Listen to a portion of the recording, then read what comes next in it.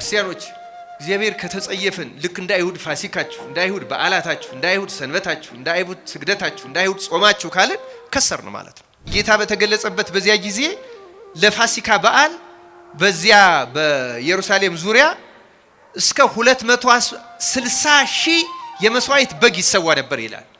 እግዚአብሔር በዚህ ምክንያት በዓሉን ጠላው።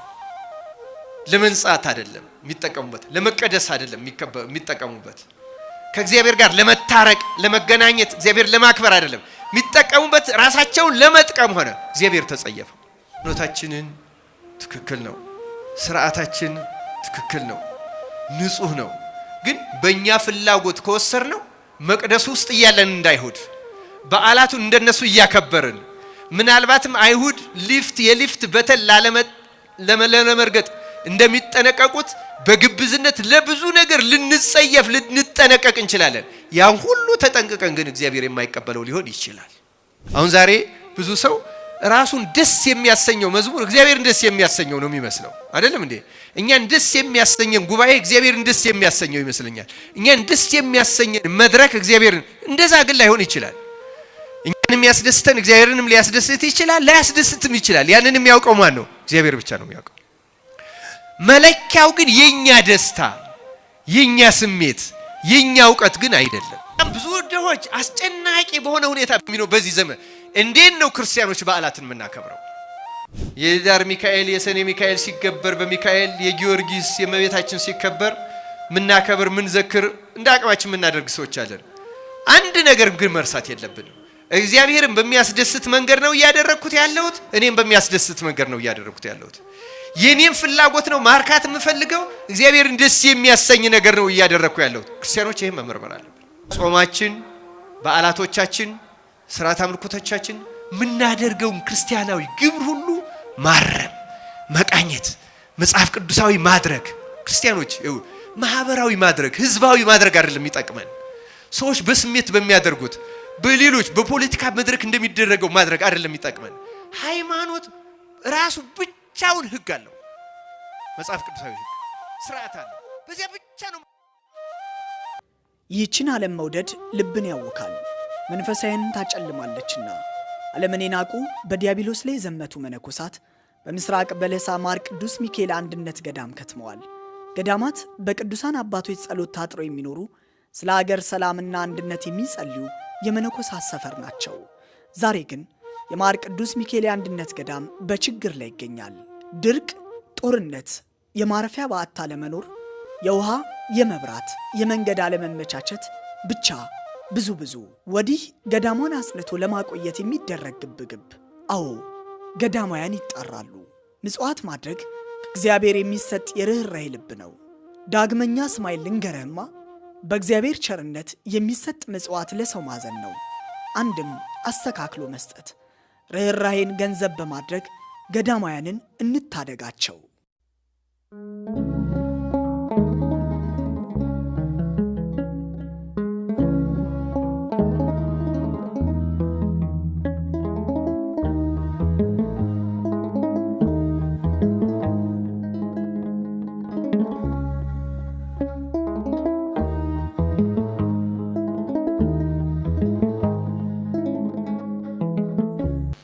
የትምህርታችን ርዕስ በዓላቶቻችን የሚል ይሆናል። እኔ ከበዓላቱ መንፈስ ጋር ጌታ ያስተማረበትን ወንጌላውያኑ የገለጹበትን መንገድ ተከትለን እንማራለን። ዮሐንስ ወንጌል ላይ ትኩረት አደርጋለሁ በዓላቱን በተመለከተ። ለምንድን ነው ይሄን የምናደርገው? አንደኛ ከሌሎቹ ወንጌላውያን በተለየ እያንዳንዳቸው የተለየ የያዙት ታሪክ አለ። ግን ቅዱስ ዮሐንስ ከተአምራቱም ከትምህርቶቹም የተለዩትን ያዘው። ከዚያ ውጭ ደግሞ የተለየ አመዘጋገብ የተጠቀመው አንደኛ የአይሁድ ፋሲካን በተመለከተ የፋሲካውን በዓል በተመለከተ ፋሲካው መከበሩን በግልጽ ደጋግሞ የመዘገበው ሰው ቅዱስ ዮሐንስ ነው። ለምሳሌ ቅዱስ ዮሐንስ በወንጌሉ ቢያንስ 3ቱን ጌታ ባስተማረበት ዘመን የተከበሩትን 3ቱን የፋሲካ በዓላት ነጣጥሎ መዝግቧቸዋል። የመጀመሪያው ከቃና ዘገሊላው ተአምር በኋላ ያለው ዮሐንስ ወንጌል ምዕራፍ 2 ላይ ያለው ነው። ሁለተኛው ዮሐንስ ወንጌል ምዕራፍ 6 እና 7 ላይ 6 ላይ ፋሲካውን በግልጽ ያነሳል። 7 ላይ የዳስ በዓሉን የቂጣ በዓሉን ከዚያው ጋር የሚከበረውን ያነሳል። አያይዞ ነው የሚያነሳው። ታሪኩም ተመሳሳይ ነው።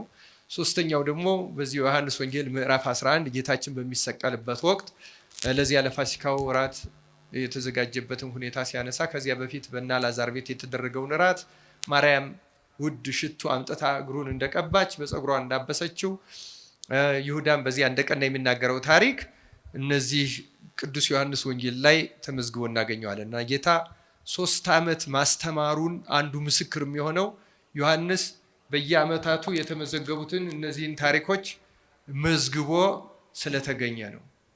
እና የቅዱስ ዮሐንስ እንግዲህ በረከቱ በሁላችን ይደረብን። ታዲያ እነዚህን ሲመዘግብ ግን በሶስቱም በጣም ልዩ የሚያደርገው ቅዱስ ዮሐንስ የፋሲካውን በዓል የመዘገበው እንዲህ ብሎ ነው። እንዲህ ይላል። ሶስቱንም ላነብላችሁ። ዮሐንስ ወንጌል ምዕራፍ 2 ቁጥር 13 ላይ የአይሁድን ፋሲካ ቀርቦ ነበር፣ ኢየሱስም ወደ ኢየሩሳሌም ወጣ ይላል። ሁለተኛውን በተመለከተ ዮሐንስ ወንጌል ምዕራፍ 6 ቁጥር 4 ላይ የአይሁድን ፋሲካ በዓል ቀርቦ ነበር ይላል። ሶስተኛውንም ዮሐንስ ወንጌል ምዕራፍ 11 ቁጥር 55 ላይ ስናየው የአይሁድን ፋሲካ ቀርቦ ነበር፣ ብዙ ሰዎችም ራሳቸውን ያነጹ ዘንድ ከፋሲካ በፊት ከአገሩ ወደ ኢየሩሳሌም ወጡ ይላል። ስለ ቃሉ የአምላካችን እግዚአብሔር ስሙ የተመሰገነ ይሁን። ስለዚህ ቅዱስ ዮሐንስ ሶስቱንም ላይ የመዘገበው የፋሲካውን በዓል የፋሲካ በዓል ብሎም ብቻ አይደለም፣ ወይም ደግሞ በብሉይ ኪዳን መጽሐፍት በዓሉን በተመለከተ ይጠራበት በነበረው መንገድ አልመዘገበው። ለምሳሌ በብሉይ ኪዳን ይሄ በዓል ለመጀመሪያ ጊዜ ሲሰራ እንደምታውቁት እስራኤል ከግብፅ በሙሴ መሪነት ሊወጡ ሲሉ በፈርዖን ፊት እግዚአብሔር 9 ትልልቅ ተአምራትን አድርጎ ነበረ። ፈርዖን ግን ተአምራቱን ካየ በኋላ እንደገና ልቡ ይደነድላል፣ አልለቃቸውም ይላል እና መጨረሻ እንዲለቃቸው ያደረገው 10ኛው ሞተ በኩር የሚባል የግብጾች የበኩር ልጆች የሞተበት ተአምር ነው። ይሄ ሲደረግ ግን መልአከ ሞት ወደ አይሁድ ወደ እስራኤል ቤት ገብቶ በኩራቸውን እንዳይመታ ለነሱ ለበኩር ልጆቻቸው ፋንታ የፋሲካውን በግ እንዲበሉ እግዚአብሔር ሥርዓት አዘዘ እና ያን ሥርዓት ካዘዘበት ጊዜ ጀምሮ ነው የፋሲካ በዓል የሚባል የታወቀው። በመጽሐፍ ቅዱስ ይህ በዓል ከዚያ መጀመሩ ብቻ ሳይሆን ስሙ አጠራሩ ምን ይመስል እንደነበረ ከመጽሐፍ ቅዱስ ከዚህ ከኦሪት ዘጸአት ከመጀመሪያው ፋሲካ በዓል ጀምሮ ምን እንደተባለ ላንብብላችሁ። ኦሪት ዘጸአት ምዕራፍ 12 ቁጥር 11 ላይ እንዲህ ይላል፣ ወገቦቻችሁን ታጥቃችሁ ጫማችሁንም በእግራችሁ በትራችሁንም በእጃችሁ አድርጋችሁ እንዲብሉት ፈጥናችሁም ትበሉታላችሁ ይልና እርሱም የእግዚአብሔር ፋሲካ ነው ይላል። የማን ፋሲካ ነው አለ እዚህ? የእግዚአብሔር ፋሲካ። እንግዲህ ተመልከቱ። ከዚያ በኋላ በተደጋጋሚ በዚህ በኦሪት ዘሌዋውያንም በኦሪት ዘዳግምም ይህም በዓል በተመለከተ በየዓመቱ ያደርጉት የነበረውን እንዴት በመጽሐፍ ቅዱስ እንደሚጠራ ብናየው በዓሉ የሚጠራው የማን በዓል ተብሎ ነው? እስኪ መልሱ። የእግዚአብሔር ፋሲካ። አሁን ግን ቅዱስ ዮሐንስ በሶስቱም ላይ እንዳነበብኩላችሁ የማን ፋሲካ ነው ያለው? ቅዱስ ዮሐንስ የማን ፋሲካ? የእግዚአብሔር ፋሲካ ብሎታል? አላለው። ቅዱስ ዮሐንስ ያለው ሶስትም ጊዜ የአይሁድ ፋሲካ ነው የሚለው። ተመልከቱ። በዓሉ በመጽሐፍ ቅዱስ በተሰራበት በመጀመሪያው በኦሪት ዘጸአት ምዕራፍ 12 ቁጥር 11 ላይ እንዳነበብኩላችሁ ከዚያ ጊዜ ጀምሮ መጽሐፍ ቅዱስ ደጋግማችሁ ይሄንን አሁኑ ጊዜ በሞባይላችሁ መጽሐፍ ቅዱስ አለ፣ በዓሉን ፋሲካ ብላችሁ ሰርች አድርጋችሁ ብታነቡት ብሉይ ኪዳን ላይ የእግዚአብሔር ፋሲካ ተብሎ ነው የሚጠራው፣ በተለይ በኦሪቱ በተደጋጋሚ።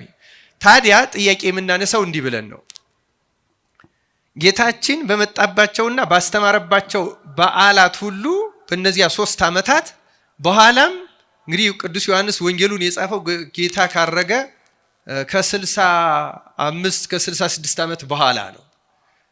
ከመጽሐፍ ቅዱስ በጣም ዘግይቶ የተጻፈ ዮሐንስ ወንጌል ነው። ወደ መጨረሻው አካባቢ የተጻፈ ወንጌል ነው። እርግጥ የመጀመሪያው መጽሐፍ የተጻፈው በ65 ዓመተ ምህረት በኋላ ነው፣ የሐዲስ ኪዳን ማለቴ ነው።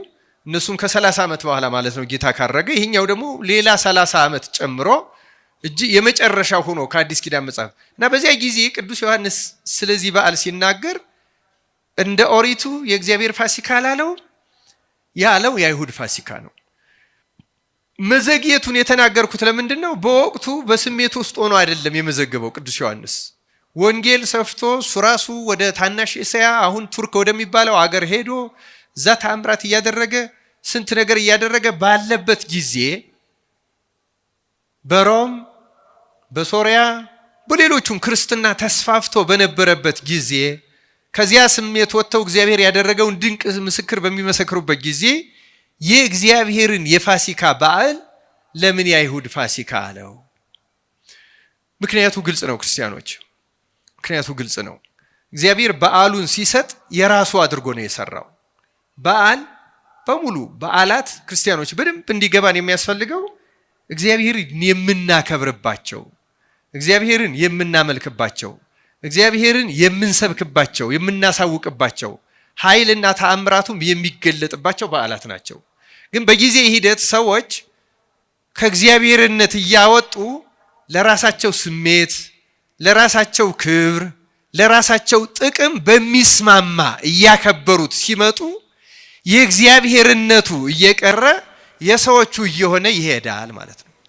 አሁን ሙሴ ፋሲካውን ማስከበር ከጀመረበት ጊዜ አንስቶ ክርስቶስ እስከሚመጣበት ባሉት በነዚያ ከ1500 እስከ 1700 ባሉ ዓመታት ፋሲካውና አይሁድ የተሰጣቸው በዓላት በሙሉ ከእግዚአብሔር እንደተቀበሉት፣ እግዚአብሔር እንደሚወደው፣ እግዚአብሔር እነሱን እንዲባርክ፣ እንዲያነጻ፣ እንዲጠቅም አድርገው ማክበር አቁመው የነሱ ፍላጎትና የነሱ ስሜት በሚከበርበትና ለነሱ ፍላጎትና ስሜት በሚስማማበት መንገድ ስላደረጉት ተመልከቱ።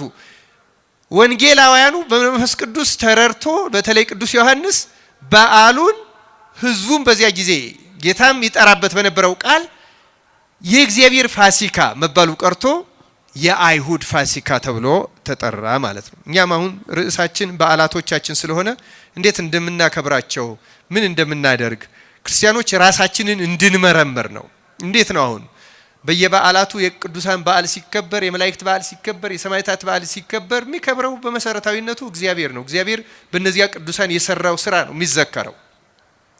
የምናከብርበትን መንገድ ግን መመርመር አለብን። ምክንያቱም አይሁድ የደረሰባቸው እንዳይደርስብን፣ አይሁድ ለበረከት ተሰጥቷቸው ለመርገም እንደሆነባቸው፣ ከእግዚአብሔር የተሰጣቸውን ወደ ራሳቸው ስሜትና ፍላጎት እንደቀየሩት እኛም ዛሬ ወደዚያ ቀይረን ከእግዚአብሔርም ከሰውም እንዳንጣላባቸው የበዓላቶቻችንን መንገድ መመርመር ይኖርብናል። ለዚያ ሲባል አጭር መልእክት ነው የምንማረው። ግን ደግሞ አንዳንድ እግዚአብሔር ስለ ሌሎቹም በዓላት የተናገረውንና በኋላ በሐዲስ ኪዳን በዚያው በብሉይ ኪዳንም ምን እንደተባሉ ትንሽ ማስረጃዎችን ልጨምርላችሁ። በመጽሐፍ ቅዱስ በጣም በሚገርም ሁኔታ በዓላቱን የፋሲካውን በዓል ብቻ ሳይሆን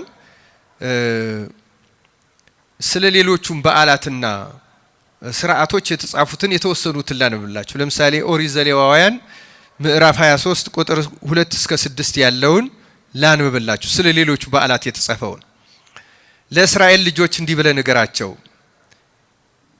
የተቀደሰ ጉባኤ ብላችሁ የምታውጇቸው በዓላቶቼ ይላል። እነዚህን ቃሎች አስምራችሁ ስሟቸው። ምኖቼ ነው ያለው አሁን ጌታ? በዓላቶቼ የእግዚአብሔር በዓላት እነዚህ ናቸው ይላል። እግዚአብሔር ስርዓቱን ሲሰጥ በዓላቶቼ የእግዚአብሔር በዓላት እነዚህ ናቸው። 6 ቀን ስራ ይሰራል። በሰባተኛው ቀን ግን የእረፍት ሰንበት ነው። የተቀደሰ ጉባኤ ይሆንበታል። ምንም ስራ አትሰሩም። በምትኖሩበት ሁሉ ለእግዚአብሔር ሰንበት ነው። እነዚህ የእግዚአብሔር በዓላት ደጋግማችሁ ስሙ። እነዚህ የእግዚአብሔር በዓላት በየዘመናቸው የምታውጇቸው የተቀደሰ ጉባኤ ናቸው። በመጀመሪያው ወር በ14ኛው ቀን ሲመሽ የእግዚአብሔር ፋሲካ ነው። ይኸው ፋሲካውን ይደግመዋል። የእግዚአብሔር ፋሲካ ነው። በዚህም ወር በ15ኛው ቀን ለእግዚአብሔር የቂጣ በዓል ነው። 7 ቀን ቂጣ እንጀራ ብሉ ይላል። ስለ ቃሉ የእግዚአብሔር ስሙ የተመሰገነ ይሁን። በዓላቶቹን አጠቃሉ። አንደኛ በዓላቶቼ ያላቸው፣ ሁለተኛ የእግዚአብሔር በዓላት አለ፣ ሶስተኛ የእግዚአብሔር ፋሲካ አለ፣ አራተኛ ተመልከቱ እንግዲህ የእግዚአብሔር ለእግዚአብሔር የሚከበር የቂጣ በዓል አለ። ስለ ዕጣን ደግሞ የተጻፈውን ከኦሪት ዘጸአት ልጨምርላችሁ። ኦሪት ዘጸአት ምዕራፍ 30 ቁጥር 34 ላይ እንዲህ ይላል፣ እግዚአብሔርም ሙሴን አለው ጣፋጭ ሽቱ ውሰድ፣ የሚንጠባጠብ ሙጫ፣ በዛጎል ውስጥ የሚገኝ ሽቱ የሚሸት ሙጫ፣ ጥሩም ዕጣን ውሰድ፣ የሁሉም መጠን ትክክል ይሁን፣ በቀማሚ ብልሃት እንደተሰራ በጨው የተቀመመ ንጹህና ቅዱስ ዕጣን አድርገው፣ ከእርሱም ጥቂት ተወቅጣለህ ታልመውም አለህ። ከዚያም ወስደህ አንተን በመገናኝበት በመገናኛው ድንኳን ውስጥ በምስክሩ ፊት ታኖረዋለህ፣ እርሱም የቅዱሳን ቅዱስ ይሁንላችሁ አለ። ዕጣኑን ምን ይሁንላችሁ አለ? የቅዱሳን ቅዱስ። ልክ መቅደስ ውስጥ መቅደስ አለ፣ ከመቅደሱ ውስጥ ደግሞ ቅድስተ ቅዱሳን የምትባል የተለየች ሊቀ ካህናቱ ብቻ የሚገባባታለች። ልክ እንደዚያ ዕጣኑም ደግሞ ከተቀደሰው ነገር ሁሉ የተቀደሰ የቅዱሳን ቅዱስ ሊቀ ካህናት በውስተ ካህናት እንዳለች፣ ቅዱሰ ቅዱሳን በውስተ መቅደስ እንዳለች፣ እንዲሁም ደግሞ ከመስዋዕቱ ዕጣን የቅዱሳን ቅዱስ የተደረገ ነው። እግዚአብሔር ሲሰጠው እንደዚህ ነው። በዓላቶቹ በሙሉ የእግዚአብሔር ናቸው። ፋሲካው የእግዚአብሔር ነው። ሰንበቱ የእግዚአብሔር ነው። የወር መባቻው የእግዚአብሔር ነው። ሌሎችም በዓላት የእግዚአብሔር ናቸው። ዕጣኑም እንደዚህ የቅዱሳን ቅዱስ እንዲሆን የተሰጠ ነው። በኋላ ግን እስራኤል ተመልከቱ፣ ዕጣኑ ንጥረ ነገሩ ቅመማው አልተጓደለም። በዓላቱም ዕለታቸው አይዛነፍም። የሚሰዋው መስዋዕትም አነስተኛ አይደለም። በጣም መርጠው ተጠንቅቀው ይሰውታል። ግን ሰዎቹ ወደ ራሳቸው ፍላጎት ወደ ራሳቸው እነሱን የሚያስደስታቸው ነገር እግዚአብሔርን የሚያስደስት ይመስላቸዋል። ልክ የዛሬ ሰው እንደሚመስለው ማለት ነው። አሁን ዛሬ ብዙ ሰው ራሱን ደስ የሚያሰኘው መዝሙር እግዚአብሔርን ደስ የሚያሰኘው ነው የሚመስለው። አይደለም እንዴ? እኛን ደስ የሚያሰኘን ጉባኤ እግዚአብሔርን ደስ የሚያሰኘው ይመስለኛል። እኛን ደስ የሚያሰኘን መድረክ እግዚአብሔርን፣ እንደዛ ግን ላይሆን ይችላል። እኛን የሚያስደስተን እግዚአብሔርንም ሊያስደስት ይችላል፣ ላያስደስትም ይችላል። ያንን የሚያውቀው ማን ነው? እግዚአብሔር ብቻ ነው የሚያውቀው። መለኪያው ግን የኛ ደስታ፣ የኛ ስሜት፣ የኛ እውቀት ግን አይደለም።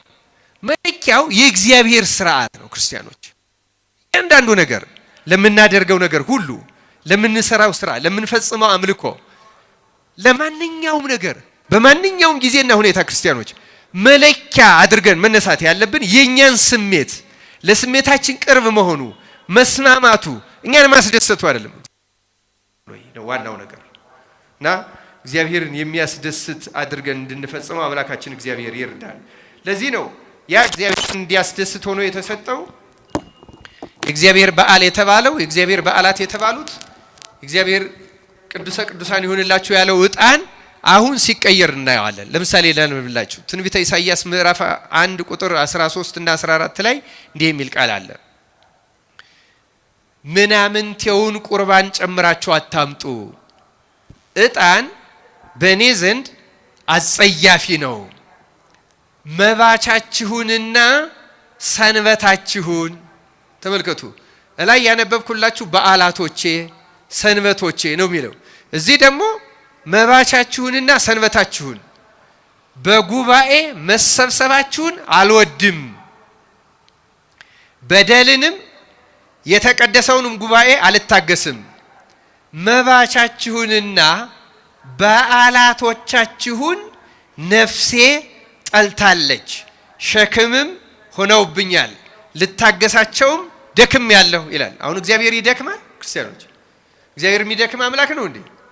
እግዚአብሔር በባህሪው ፍጹም ኃያል፣ የማይደክም፣ የማይሰለች፣ የማይመረር አምላክ እኮ ነው። አይደለም እንዴ?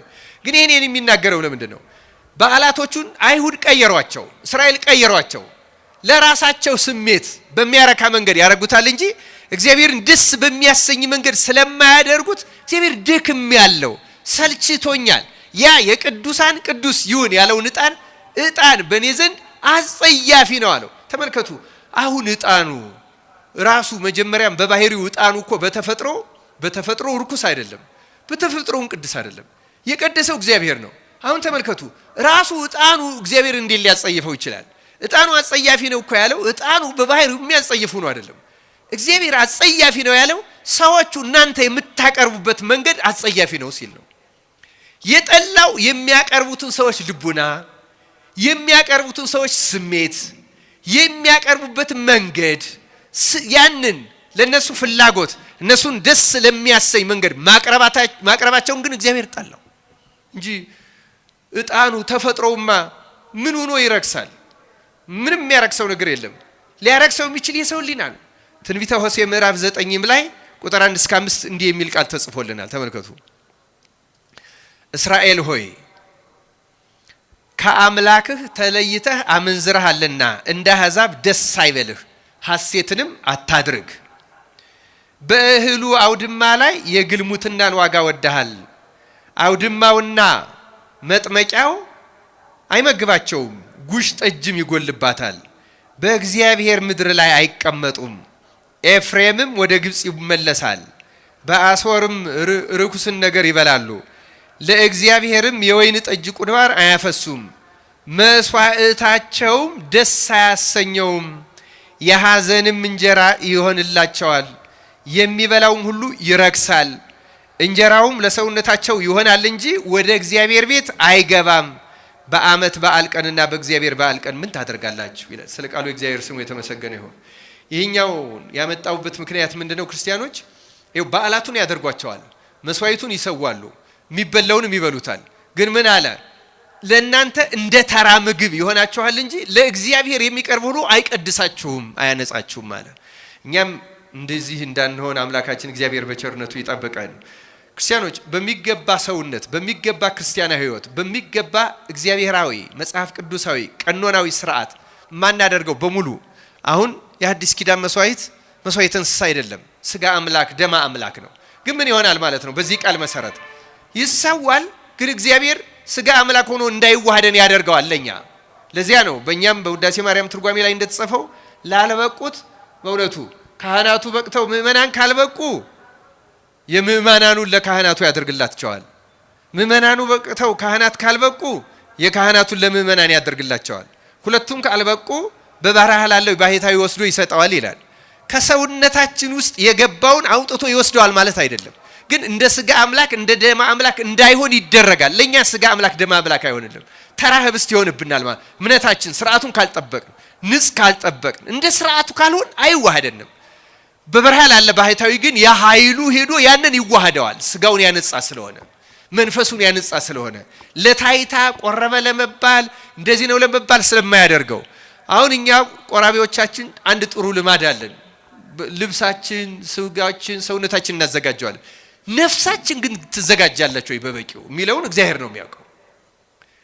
እንደ ነጩ ልብሳችን ሰውነታችን ከነጻች፣ ነፍሳችን ከነጻች በጣም መልካም ነው። ግን ነጭ መልበሳችን ብቻውን ለቁርባን በቂ አያደርገንም። የነፍሳችን መንጻት ነው በቂ የሚያደርገን።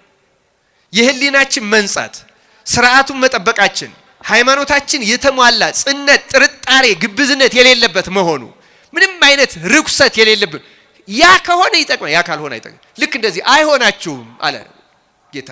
ትበሉታላችሁ፣ ልክ እንደ እንጀራ እንደ መብል ይሆንላችኋል እንጂ እንደ መስዋዕት አይሆንላችሁም አለ እግዚአብሔር ቃል። እኛስ ይሄ እኮ በመጽሐፍ የሁሉ የተጻፈ እኛ ራሳችን እንድናይበት ነው። እግዚአብሔር ቃል ስለ ጾም ሁሉ የተጻፈውን ትንሽ ማስታወስ ፈልጋለሁ።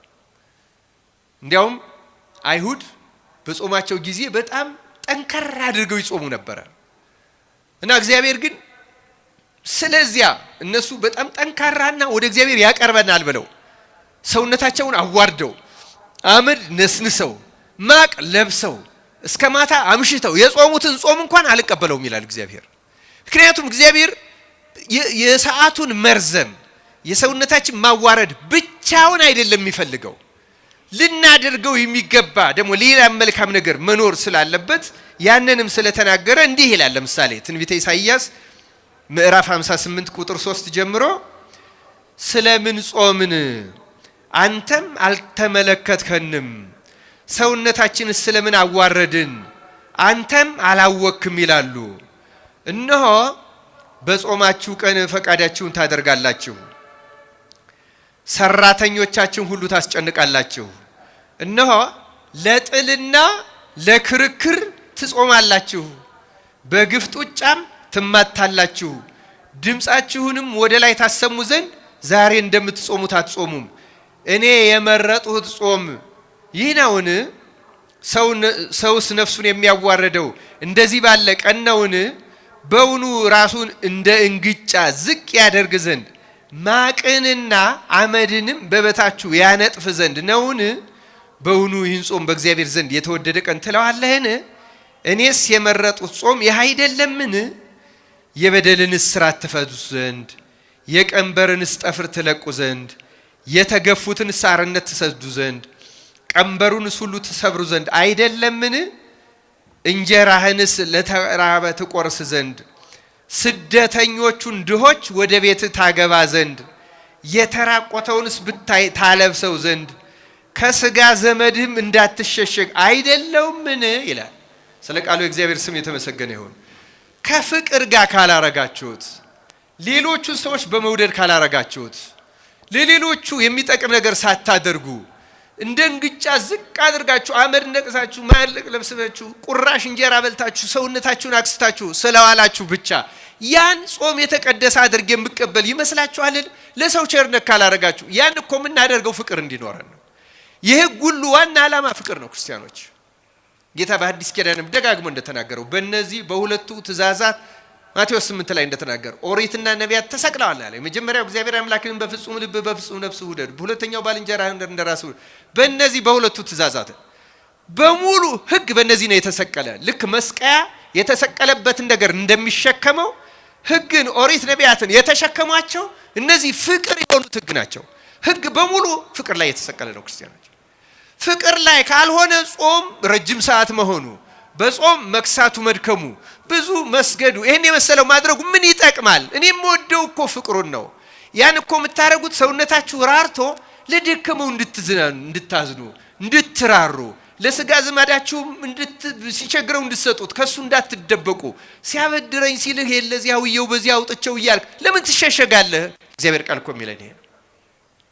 አንድ ቅዱስ አባትም በዚህ ዓለም የምንኖረው ሰዎች እግዚአብሔር ሽጠህ ተከተለኝ እንዳለው ሰው ሁሉን ሽጣችሁ ለምን አልተከተላችሁም ብሎ አይፈርድብንም። ከስጋ ዘመዶቻችሁ ለምን ተደበቃችሁ ብሎ ግን ይፈርድብናል። ለተራበ ይፈርድብናል ይላል። ለኛ ለሰባ ዓለም በዚህ ነው የሚፈርድብን። ለመነኮሳት ደግሞ ሌላ ነው። ሁሉን ሽጦ መከተል ነው። ከዚያ በኋላ ንብረት ማፍራት፣ ሀብት መሰብሰብ አይፈቀድም። እነሱ በዚያ ይጠይቃሉ። እኛ የምንጠየቀው ግን ከስጋ ዘመድ በመሸሸግ ነው። በዚህ ዓለም ያለ ሰው ልጅ ወልዶ ሚስት አግብቶ ወይም ባል አግብታ ትዳር መስርቶ የሚኖር ሰው ማህበራዊ ኃላፊነት አለበት። ስለዚህ ሁሉን ሽጠህ ለምን አልተከተልም አይባልም። እንደ መናኝ አይጠየቅም፣ እንደ መነኮስ አይጠየቅም።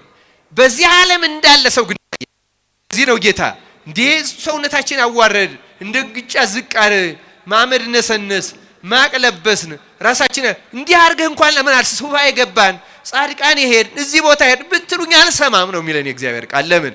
ፍቅርን አልፈጸማችሁትም። ለሰው ለድሆች አራራችሁ። ስለዚህ ጾማችሁን እንኳን አርክሳችሁታል። እኔም ወደው ጾም ይሄ አይደለም ነው የሚለው። ይህን ለማጠቃለል አንድ ነገር ላንብብ። ጌታ በማቴዎስ ወንጌል ምዕራፍ 23 ላይ ጸሐፍት ፈሪሳውያንን ወይም አይሁድን የገሰጸበትን ቃል ውስጥ አመለካከታቸውን የሚያሳይ አንድ ቃል ላንብብና ወደ መልእክቴን ተናግሬ ትምህርቴን አጠቃልላለሁ። እንዲህ ይላል፣ እናንተ ማንም በቤተ መቅደስ የሚምል ምንም የለበትም፣ ማንም በቤተ መቅደስ ወርቅ የሚምል ግን በመሐላው ይያዛል የምትሉ እጉሮች መሪዎች ወዮላችሁ። እናንተ ደንቆሮችና እውሮች ማናቸው ይበልጣል? ወርቁ ነውን ወይስ ወርቁን የቀደሰው ቤተ መቅደስ? ደግማችሁም ይላል ማንም በመሰዊያው የሚምል ምንም የለበትም፣ ማንም በላዩ ባለው መባ የሚምል ግን በመሐላው ይያዛል ትላላችሁ። እናንተ ደንቆሮችና እውሮች ማናቸው ይበልጣል? መባው ነውን ወይስ መባውን የሚቀድሰው መሰዊያው? እንግዲህ በመሰዊያው የሚምለው በእርሱና በእርሱ ላይ ባለው ሁሉ ላይ ይምላል። በቤተ መቅደስም የሚምለው በርሱና በርሱ በሚኖረው ይምላል ይላል። ስለ ቃሉ እግዚአብሔር ስሙ የተመሰገነ ይሁን። ይህን ጥቅስ የፈለኩት ለአንድ መሰረታዊ ነገር ነው ክርስቲያኖች። የመሰረታዊ ነገር ምንድነው? አይሁድ ለፍላጎታቸው ሲሉ የእግዚአብሔርን ሕጉን አገላበጡት። ለምሳሌ እዚህ እንደሰማችሁት በቤተ መቅደስ የሚምል ምንም የለበትም፣ በቤተ መቅደሱ ወርቅ የሚምል ብለው ትኩረታቸውን ወርቅ ላይ ነው ያደረጉት። ከቤተ መቅደሱ ይልቅ ወርቁን አበለጡት። ከመሰዊያው ይልቅ መባውን አበለጡት። ለንብረት ነው ትኩረት ያደረጉት። ግን መባውን የሚቀድሰው መሰዊያው ነው። ወርቁንም የሚያከብረው የሚቀድሰው መቅደሱ ነው። መቅደሱና መሰዊያው የእግዚአብሔር መገለጫዎች ናቸው። እግዚአብሔር የሚታየው በእነዚህ በኩል ነበር፣ እነሱ በንብረቱ በኩል አደረጉት። እንደዚህ ከማገላበጥ እግዚአብሔር አይምሮአችንን ይጠብቅልን ክርስቲያኖች። አሁን እኛ እንደዚያ ነን ክርስቲያኖች። እውነት ለመናገር በዚህ ዘመን ያለን ክርስቲያኖች አጥብቀን ራሳችን መመርመር አለብን። ብዙ ነገር አገላብጠናል። አሁን አይሁድ ይሄን ሲያደርጉ ለሥርዓቱ እንደቀኑ እንደተቆረቆሩ ሕግ እያስከበሩ ስርዓት እያስጠበቁ እንደሆነ ነው የሚረዱት። ግን ሳያውቁት ፍላጎታቸው፣ ነፍሳቸው፣ አይምሮአቸው በፍላጎታቸው ጨለማ ስለተጋረደ የእግዚአብሔር ብርሃን ከነሱ ርቋል። አሁን የዚህ ዘመን ክርስቲያንም እንደዚያ ነው። በነገራችን ላይ ጥቅስ እንጠቅሳለን፣ ምናስተምረውም ምንከራከረውም ሰዎች ብዙ ነገር እናነሳለን። ግን ፍላጎታችን ላይ መሰረት ባደረገ መንገድ ነው ምን ሄደው የኛም ፍላጎት ተቃርኖ እኛን በሚያነጻ ከጨለማ በሚያላቀቅ ወደ ዕውቀት ብርሃን ወደ ቅድስና ብርሃን በሚያመጣ መንገድ የምናደርገው በጣም አነስተኛ ነው ክርስቲያኖች። ይሄን በደንብ መመርመር አለብን። እግዚአብሔር በቸርነቱ ሳናውቀው በፍላጎታችን ጨለማ ተጠቅልለን ሲኦል እንዳንወርድ በቸርነቱ ይጠብቃል። በዚህ ዘመን ይሄ በከባዱ ይታያል። ልክ እንደዚያ ዘመን አይሁድ ከመእመኑ እስከ ካህኑ ድረስ በዚህ ፍላጎት ተጠቅልለን ተይዘናል እና ራሳችን ለማየት ለማንጻት ለዚህ ነው ተመልከቱ ክርስቲያኖች። አሁን በዓላቶቻችን ነው ርዕሳችን። የእግዚአብሔር ፋሲካ የሚለው የአይሁድ ፋሲካ ተባለ። ሰንበታቶቼ ያለው ሰንበቶቻችሁ፣ በዓላቶቼ ያለው በዓላቶቻችሁ፣ ጾማችሁ። አሁን እኛ እንዲህ እንዳይሆንብን ነው እንግዲህ በዓላቶቻችን ስናከብር በጭው ከነገ ከተጽኖ ጀምሮ ከሆሳዕና ጀምሮ ሰሙነ ሕማማቱን፣ ጸሎተ ሐሙስን፣ ስቅለትን፣ ቀዳም ስዑርን፣ ትንሣኤ አብዩ መሰረቱን በዓላችን ለሐዲስ ኪዳን መሰረት። ምክንያቱም ትንሣኤ ባይኖር ይሄ ሁሉ ጾም የለ፣ በዓል የለ፣ መቅደስ የለ፣ ክህነት የለ፣ መስዋዕት ምንም አይኖርም። ትንሣኤ ስላለ ነው ይሄን ሁሉ የምናደርገው ክርስቲያኖች። ትንሣኤ በዓላት ሁሉ መሰረት ነው ለሐዲስ ኪዳን። የቤተ ክርስቲያን መሰረት ትንሣኤ ነው ክርስቲያኖች። ግን እንዴት ነው የምናከብረው? ጌታ እንደ አይሁድ በዓላችሁ፣ ፋሲካችሁ፣ ትንሣኤያችሁ ይልን ይሆን ወይስ በዓላቶቼ ይልልን ይሆን? ከአከባበራችን የተነሳ ከጾማችን የተነሳ ከስግደታችን የተነሳ እስኪ እንዴት ነው ለሰዎች አድርጉት እኮ ነው ቀንበር ትሰብሩ ዘንድ አለ ጌታ። ግፍ ላይ ያሉትን ስደተኞችን ወደ ቤታችሁ ታስገቡ ዘንድ ይላል። ዛሬ ብዙ ተፈናቃይ ነው ያለ፣ ብዙ ረሃብተኛ ነው ያለ፣ ብዙ ምስቅልቅል ነው ያለ፣ ብዙ ችግር ነው። እንዴት ነው በዓሉን የምናከብረው ክርስቲያኖች? እንዴት ነው የምናከብረው? እንዴት ነው የምንዘጋጀው? እንደው ቤተ መቅደሱ መብራቱን ስላሳመር ነው፣ ዲኮሩን ስላበዛ ነው፣ የበዓላቶች ቤታችን ሁሉ ቀለም ቀብተን ልብሳችን ቀይረን እንደዛ የተለየ ስላደረግን እግዚአብሔር ይወደዋል? ምን አይነት በዓል ነው እግዚአብሔር ከኛ የሚጠብቀው? በተለይ በዚህ ዘመን ክርስቲያኖች፣ በተለይ በዚህ የእልቂት ዘመን፣ የብዙ ሰዎች ደም በሚፈስበት ዘመን፣ ከሰዎችም የብዙ ክርስቲያኖች ደም በሚፈስበት ዘመን፣ ብዙ ግፍና መከራ ባለበት በዚህ ዘመን፣ ረሃብና ጭንቅ ብዙ ሰዎችን በሚያሰቃይበት ዘመን፣ በጣም ብዙ ድሆች አስጨናቂ በሆነ ሁኔታ በሚኖር በዚህ ዘመን እንዴት ነው ክርስቲያኖች በዓላትን የምናከብረው? ክርስቲያኖች ይህን መመርመር አለብን። ያለን ሰዎች ውስኪ ስላፈሰስን ጮማ ስለቆረጥን እንዴት ነው በዓላቶቻችን የምናከብረው? እግዚአብሔር እንዴት ነው በዓላቶቻችን የሚያይልን? ዋናው መልእክቴ ይሄ ነው ክርስቲያኖች። እግዚአብሔርን በመጽሐፍ ቅዱስ የሚነግረን መልእክት ይሄ ነው። ይሄን እንድንወስደው ፈልጋለሁ። እግዚአብሔር ወደ አይምሮአችን በቸርነቱ እንዲገባና እንድንረዳው ያደርጋል። ክርስቲያኖች እግዚአብሔር ከተጸየፈን ልክ እንደ አይሁድ ፋሲካችሁ፣ እንደ አይሁድ በዓላታችሁ፣ እንደ አይሁድ ሰንበታችሁ፣ እንደ አይሁድ ስግደታችሁ፣ እንደ አይሁድ ጾማችሁ ካለን ከሰርን ማለት ነው። የሚቀበለው ማድረግ አለብን። አሁን ሰሙነ ሕማማት እጅግ የተለየች ቅድስት ናት። ከጌታ ሕማም እየተሳተፍ ከክብሩ ምንካፈልባት እጅግ በጾሙ ያመለጠን ካለ ያስቀየምነው ካለ ይቅርታ አውርደን በየለቱ ድሆችን ከሌለ ላይ እግዚአብሔር አይጠይቀንም። ክርስቲያኖች በበዓላቱም ሌሎቹ ጥሩ ልማድ አለ። በአዲስ አበባ ብዙ ድሆችን በየአጥቢያው በየሁኔታው ማስፈሰክ ይኖራል። ግን ከዚያ በተለየ ሁኔታ የአንድ ቀን ምግብ ነፍሳቸውን አያድነው። ክርስቲያኖች እንዲያውም ብዙ ሲራብ የኖረ ሰው ደህና ምግብ በሚያገኝበት ቀን ይሞታል ሁሉ ሰውነቱ አልቀበለው እያለ ተጎድቶ ሲቆይ ማለት ነው። ክርስቲያኖች እንዴት ነው የምናከብራቸው እነዚህን በዓላት? ክርስቲያኖች ይህንን መመርመር ማየት ያስፈልጋል። ካለበለዚያ ግን በእውነቱ አምላካችን እግዚአብሔር ያዝንብናል፣ ይፈርድብናልም። ማያዳላ እውነተኛ ፈራጅ ነው። ሕግ ሰጥቷል፣ መጽሐፍ ተጽፈዋል፣ ሥርዓት ተሰርቷል። በጣም ብዙ ነገር ተደርጓል። ክርስቲያኖች በጣም ብዙ ነገር ነው የተደረገው። በዚህ አንፃር ራሳችን መመርመር፣ ማየት፣ መፈተሽ በጣም አስፈላጊ ነው። የአባቴ ቤት የጸሎት ቤት ይባላል ተብሎ ተጽፏል። እናንተ ግን የሌቦች የሽፍቶችና የወንበዶች ዋሻ አደረጋችሁት ብሏል። አሁን የገንዘብ ለዋጮችን መቅደሱን እዚያ በሬ የሚሸጡትን ጅራፍ ገምዶ ገረፈ አባረረ ሲባል ሌላ ይመስለናል። የሚገርማችሁ ኦሪቱ ላይ ሄደን ብናየው ያ እንዲደረግ በመጽሐፍ የተዛዘዘ ስርዓት ነው። አሁን ገበያ እንዲገዙ ለምን በብሉይ ኪዳን ጊዜ ቤተ መቅደሱ ኢየሩሳሌም ብቻ ነው ያለው እና ከላይ ሰሜን ከሶሪያ ድንበር አሁን ጥብራያዶስ ባህር ጀምሮ የገላአድ አሕዛብ የሚሉታል በእውነቱ ነገደ ዳን ከታች ከጋዛ ርስታቸው ወደዚህ ወደ ግብጽ ድንበር ነበረ። ፍልስጤሞች እሱን እንትን ብለው ይዘው እየወጉ ሲያስቸግሯቸው በተቃራኒ ሄደው እዛ በሰሜን ጫፍ ሶሪያ ድንበር ነው የነበረው። ከዳን እስከ ቤርሳቤህ የሚባለው ይሄ ቤርሳቤህ ጋዛ ጫፍ ያለ የመጨረሻው ነው እዛ እና ከዚያ ከዳን ተነስተው ኢየሩሳሌም ለመድረስ በዚያ ዘመን በእግር ሳምንት ሊፈጅ ይችላል። እየሰማችሁ ነው አይደለም? ስለዚህ ለበዓሉ በጉን ፍየሉን በሬውን ነርተው ቢመጡ ይደክምባቸዋል። አንድ ሳምንት እሱን እየነዱ ምና የተጎዳ ይሆናል። ስለዚህ እግዚአብሔር በኦሪቱ ምን ስራ አሰራላቸው?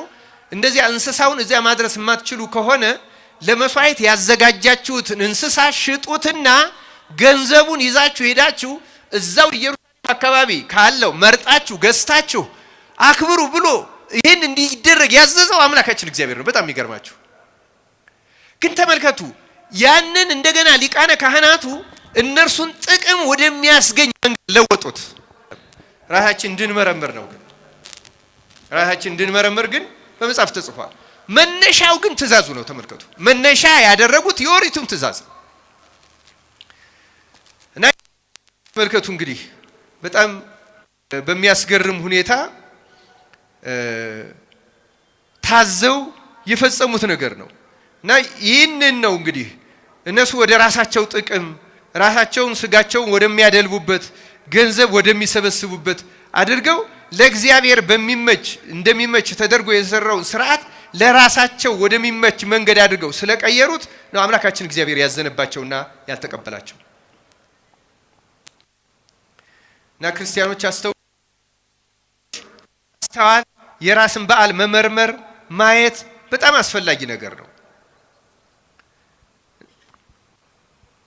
ስለዚህ ነው እግዚአብሔር በዓላቱን የጠላው ገምዶ ያስወጣው። ለዚያ ነው መሸጡን የነዚያን ከሩቅ የመጡትን መግዛታቸውን ያዘዘው እሱ ሆኖ ሳለ ግን አሁን ሌሎች የሚነግዱበትና በዓላቱ ምክንያት አድርገው እንጂ ዮሴፍ ወልደ ኮሬዮን እንደመዘገበው ለምሳሌ ጌታ በተገለጸበት በዚያ ጊዜ ለፋሲካ በዓል በዚያ በኢየሩሳሌም ዙሪያ እስከ 260,000 የመስዋዕት በግ ይሰዋ ነበር ይላል። ቁጥሩን በጣም ተሳስቼ ካልሆነ ከዚህም በላይ ሊሆን ይችላል።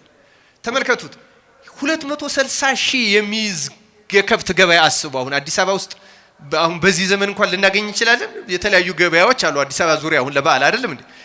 እነዚያ ተሰብስበው አንድ ቦታ ሲሆኑ ማለት ነው። ብዛታቸውን ሁኔታውን እዩት እና ይሄ በጣም ትልቅ ገበያ ነው። ስለዚህ ከዚያ ለመጠቀም ማሰብ ጀመሩ አገልጋዮቹ የዘመኑን ሁሉ። እግዚአብሔር በዚህ ምክንያት በዓሉን ጠላው ለመንጻት አይደለም የሚጠቀሙበት ለመቀደስ አይደለም የሚጠቀሙበት ከእግዚአብሔር ጋር ለመታረቅ ለመገናኘት እግዚአብሔር ለማክበር አይደለም የሚጠቀሙበት ራሳቸውን ለመጥቀም ሆነ እግዚአብሔር ተጸየፈ እና ክርስቲያኖች ዛሬም በዓላቶቻችን የራሳችን ፍላጎት ለማክበር የራሳችን ፍላጎት ለማስደሰት የራሳችን ደስታ ለመጠበቅ ከማድረግ እግዚአብሔርን የሚያስደስት አድርጎ ለማክበር ማምጣት አለብን እና ይሄን ዓመት ብቻ ሳይሆን በማንኛውም ጊዜ የትኞቹም በዓላት የዳር ሚካኤል የሰኔ ሚካኤል ሲከበር በሚካኤል የጊዮርጊስ የመቤታችን ሲከበር ምናከብር ምንዘክር እንዳቅማችን ምናደርግ ሰዎች አለን አንድ ነገር ግን መርሳት የለብንም እግዚአብሔርን በሚያስደስት መንገድ ነው ያደረኩት ያለሁት እኔም በሚያስደስት መንገድ ነው ያደረኩት ያለሁት የኔም ፍላጎት ነው ማርካት የምፈልገው እግዚአብሔርን ደስ የሚያሰኝ ነገር ነው ያደረኩ ያለሁት ክርስቲያኖች ይሄን መመርመር አለብን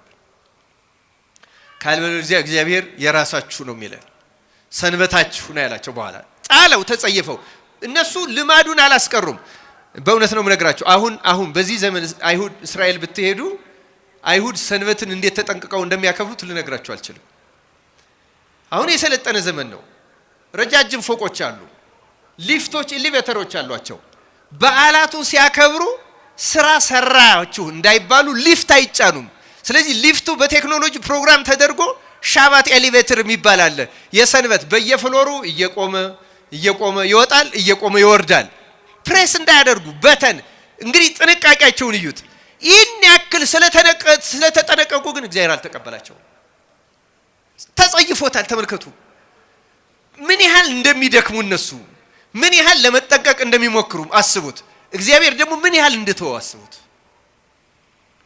እስከዚህ ዘመን ድረስ ይህን ያክል ጥንቃቄ ያደረጉ ክርስትናን ሳይቀበሉ ክርስቶስን ገፍተው በራሳቸው ፍላጎት እንደሄዱ ጨረሱት ክርስቲያኖች ሃይማኖታችንን ትክክል ነው ስርዓታችን ትክክል ነው ንጹህ ነው ግን በእኛ ፍላጎት ከወሰርነው መቅደስ ውስጥ እያለን እንዳይሁድ በዓላቱን እንደነሱ እያከበርን ምናልባትም አይሁድ የሊፍት በተን ለመርገጥ እንደሚጠነቀቁት በግብዝነት ለብዙ ነገር ልንጸየፍ ልንጠነቀቅ እንችላለን ያን ሁሉ ተጠንቅቀን ግን እግዚአብሔር የማይቀበለው ሊሆን ይችላል ክርስቲያኖች እግዚአብሔር እንዲቀበለው ምንድነው ጉድለታችን ትልቁ ጉድለት እኛ ልቡና ውስጥ ነው ክርስቲያን የነሱም ችግር ልቡናቸው ውስጥ ነው አእምሮአቸው ውስጥ ነው ከዚህ የተነሳ ነው እንጂ መጠንቀቁን እኮ ለጌታ እኮ ተጠነቀቅን ብለው ነው ራሱ ጌታን እስከ መስቀል የደረሱት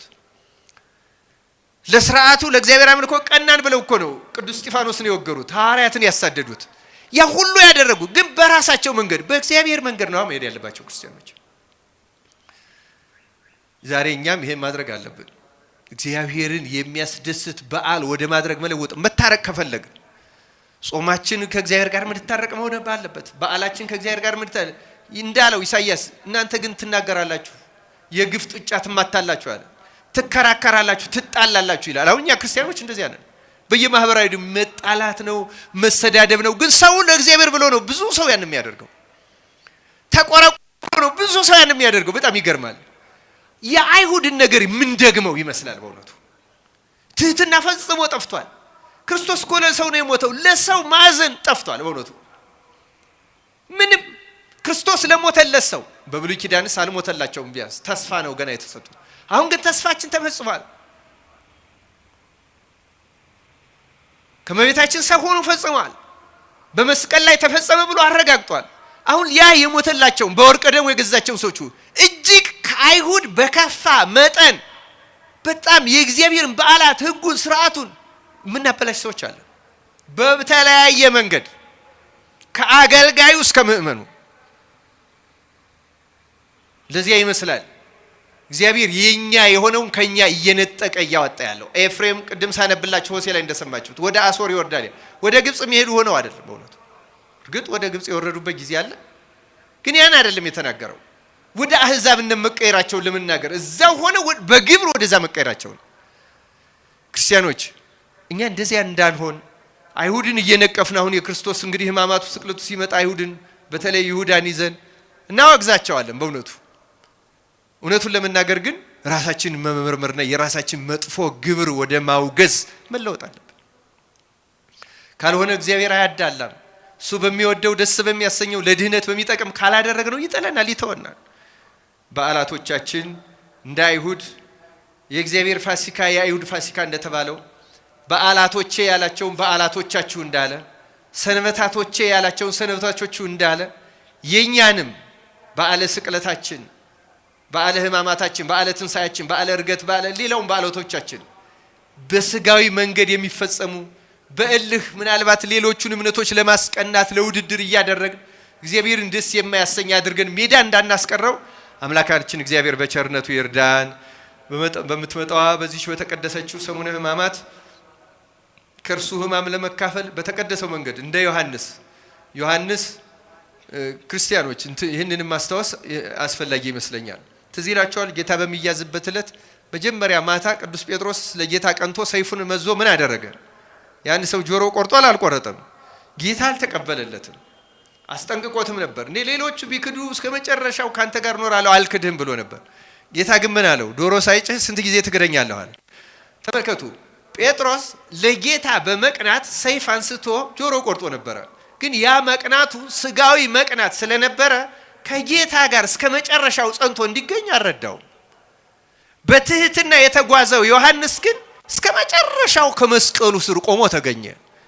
ለኛ ጴጥሮስን መምሰል ይሻለና ወይስ ዮሐንስን መምሰል ይሻለና? ብዙዎቻችን በእውነት ብንናገር እንደ ጴጥሮስን ለመንቀፍ ለመተቸ ብቻ አይደለም። እሱ ጌታ በኋላ ንስሐውን ተቀብሎለታል። 3 ጊዜ ተወደኛለህ ብሎ ሊቀ ሐዋርያት አድርጎታል፣ አክብሮታል። በኋላም ጌታውን መስሎ ከጌታውም ደግሞ እንደ ጌታዬ አቃንታችሁ አትስቀሉ ብሎ ተዘቅዝቆ የሰቀለና ገርሉን በጥሩ መንገድ የፈጸመ ታላቅ ቅዱስ ሐዋርያ ነው። በረከቱ ይድረሰን በእውነቱ።